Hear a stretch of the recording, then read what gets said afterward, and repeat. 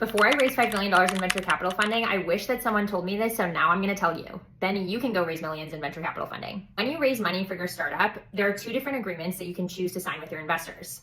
Number one is a SAFE, a simple agreement for future equity. You are basically promising that you will give them equity in the future, but you're not actually giving them equity now. And number two is a stock purchase agreement, which is what you sign when you raise what's called a priced round. When you sign a stock purchase agreement, you are actually giving up equity. So here's the difference. As I mentioned, SAFEs are just a promise for equity.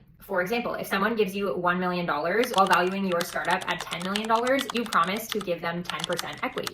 However, in the future, when you actually do decide to give that equity up, when you raise the price round, SAFEs end up getting tricky. This is because the SAFEs and the promised equity actually converts at the valuation that you're raising the price round at. So for example, if someone gave you $1 million at the $10 million valuation, but then it converts at the $20 million valuation, you will end up giving that investor twice as many shares as initially promised. So for that reason, SAFEs can get a little bit dicey because you might end up diluting yourself and other investors more than you initially intended to. However, price rounds do require more negotiation and legal advice, so they are more expensive to execute. Generally, SAFEs are good for founders who are really early stage and still trying to prove out their idea, and price rounds are for those that have already proven out their idea and are closing out their round. I did a small $400K round I raised on SAFEs, but then when I raised $5 million, I did a price round. So make sure to choose wisely and follow me for part 2 where I'm going to break down more fundraising concepts.